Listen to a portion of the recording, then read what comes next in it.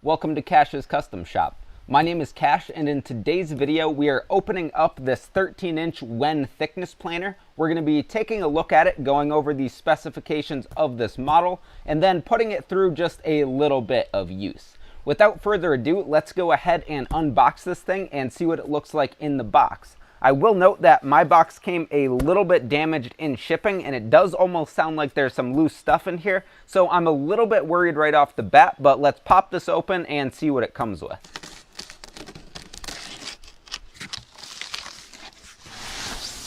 Nice big piece of styrofoam there, and we have our manual, and then we have our planer. Alright, so the way that this is packaged, it looks like there are just a couple parts that are sort of tossed down into where the head goes up and down on this planer. These things weren't really packaged at all, they were just sort of tossed in here. It doesn't look like they have any damage or anything, but they are loose. These rollers also are just sitting on here. Once again, they're not really locked in or anything. And now that it's out of the box, it does have two nice grab handles right here to move the thing around. Moving the box around was a little bit tough by myself, but with these two handles, it's certainly manageable to move the planer. So here we go. This thing's out of the box. We have our handle right here that we need to assemble to adjust the height. And this is just a first look at the planer. Everything does feel not like super thick or super high quality or anything like that, but it feels pretty decent so far. Once again, we're going to go through the instruction manual, get this thing all assembled, and then we're going to go ahead and test it out. To assemble this thing, we need to put the handle on to make it go up and down. To do that, there's just one hex head bolt and a little washer there, and they do give you a T-handle to assemble this thing if you don't already have one. So to do that, there's just a little notch in this handle, and you need to line it up on the notch on that shaft. You'll be able to push it down into place here. And then that's it. So now we need to get our washer, put it on this little fastener, and then screw it down into place. And then there's this little dust guard that goes on there just to prevent chips and stuff from backing up in that hole. Next up, it says to remove this piece of foam, so we need to raise up that cutting head just like this using the handle, take the pressure off of that foam, and then we'll be able to slide it out of the way. Now there is a protective film on this table, and you need to remove that as well. Now onto the back of the unit, we could go ahead and install our dust collector here. To do this, you just need to remove the two thumb screws and then put them through this and then screw them back on. This feels like it fits good on there. If need be, you could use this adapter, which changes the hose output size, but we'll see if I need that when we go ahead and test this thing out. So before we go over the specifications of this planer, I do want to point out one quality issue that I already found before I even turn this thing on. This little panel right here isn't in that groove that it's supposed to sit in, and on the inside here, it looks like it's not really clamped down. There's all of these tabs right here that are supposed to be pinched down over that panel, and they're not. Now, I don't know if that happened in shipping, but I highly doubt it since these things are bent so far out. I feel like this was a quality check that wasn't completed at the factory. I'm going to go ahead and bend those down how they should be, get this thing all set up, and then we'll go over the specifications. So now we've got this planer all set up and it should be ready to go. Let's go over the specifications before we give this thing a test. Now this planer is the 6552 or 6552T made by WEN. It could plane up to 13-inch wide pieces of wood. It could plane up to 6-inch thick pieces of wood this way. So 13 wide this way, 6-inch tall this way. The reason that I got this planer over some other planers and over the slightly cheaper other WEN planer is one, this one's 13 inches versus other ones that are slightly narrower, and two, this thing has 3 blades on the cutting head, which means you get more cuts per inch. This thing spins at 8,500 RPM, and that speed with 3 blades will cut 50% more than a 2-blade planer. This means that I should be able to get a nicer finished product with this planer, and I won't have to do quite as much sanding once we're done. So those were the main reasons that I picked this over the competition. I paid about $350 for this planer in combination with a disc and belt sander unit, which I'll be covering in a separate video.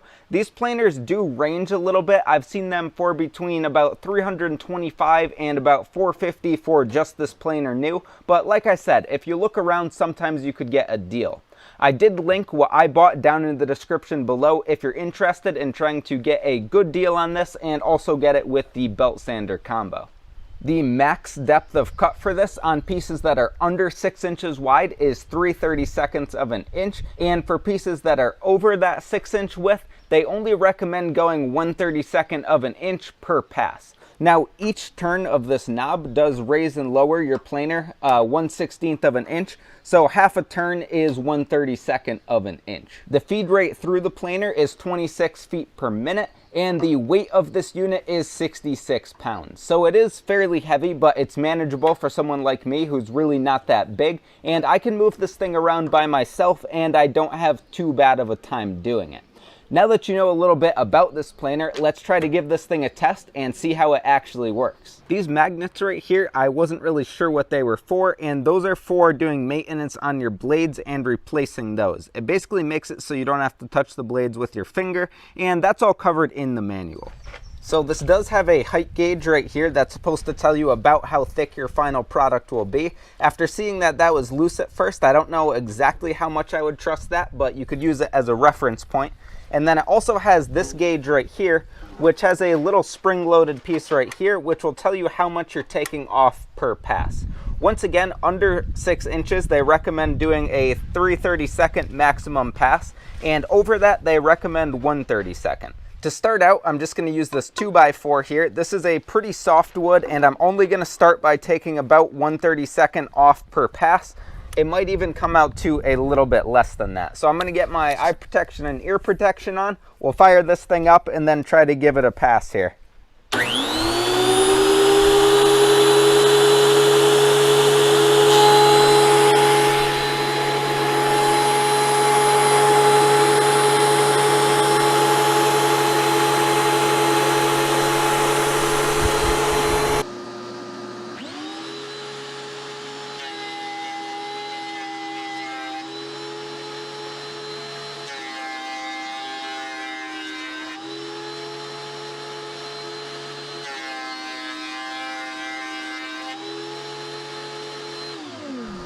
Alright, so after running this softwood, I'm pretty impressed. One thing I will note is planers do make a mess even with a vacuum setup. They do recommend that you run sort of vacuum setup or dust collector. Right now I just have the small shop vac hooked up, and it's doing a pretty good job of grabbing dust. If you don't have a vacuum setup, they actually recommend removing this little dust boot here on the back just so the chips could really clear the machine quickly. But I had that vacuum set up and it seems to work pretty good. I would still do this outside and still be prepared to have a lot of chips to clean up regardless of what setup you have to extract chips. A few things to make note of is before you start using this planer, definitely read through the manual. There are a lot of important safety tips in there. And one thing that's actually a bit of a limiting factor with this planer that I actually didn't realize before I bought it is it says that you're not supposed to run material shorter than 15 inches through this machine. Now that's because shorter stuff has a big chance of getting kicked back because the rollers can't hold short stuff quite as well. So if you want to run shorter stuff, you do need to put some sacrificial pieces on there to make it long enough to run through this planer. I'll have a video on my channel about how to do that, but it's not a big deal, it's just something to keep in mind. Once again, read through your manual before using this thing and you'll be in good shape. Now let's go ahead and test out a bigger piece of hardwood and see how this machine does. This here is a piece of hard maple that has been planed, but there's just a little bit more that it needs. It has a little bit of sort of raw wood on the edge right there. And then on the other side here, there's just a little bit on the edge there. So I'm going to go ahead and plane this thing down just a little bit. See how it copes with this. Whenever you're doing hardwood on a planer, you don't want to do a lot of thickness per pass because then you're really going to be stressing the machine and you could break it early. But anyway, let's do this and see if it does break the machine. Obviously it shouldn't, but we'll see how it does.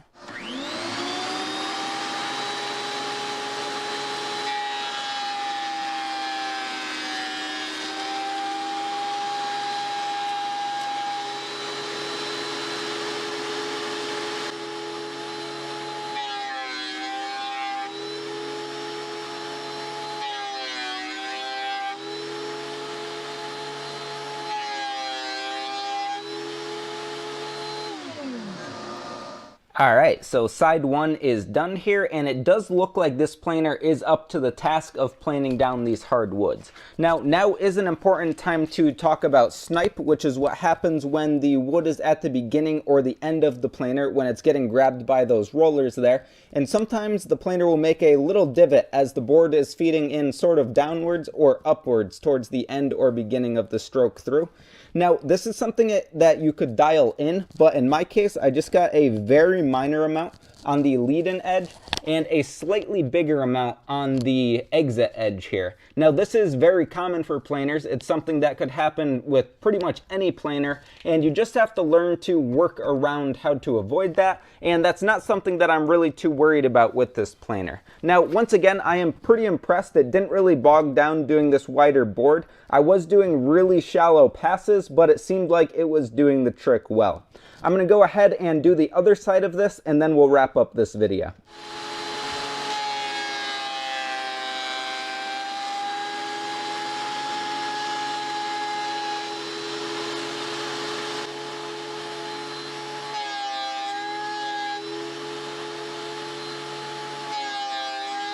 All right, so to wrap up here, this time it did extremely well, even better than the first time in terms of snipe, because I was just carefully sort of supporting the end of the board as it came out of the planer. One thing to note is you never want to be in front of or behind these boards as they're coming out, because there is always a chance of kickback, which is when the planer literally shoots the board out, and you don't want to be in front of it. So if you are going to support it, you do want to be really cautious, but that did an exceptional job, and I am really happy with how this board came out.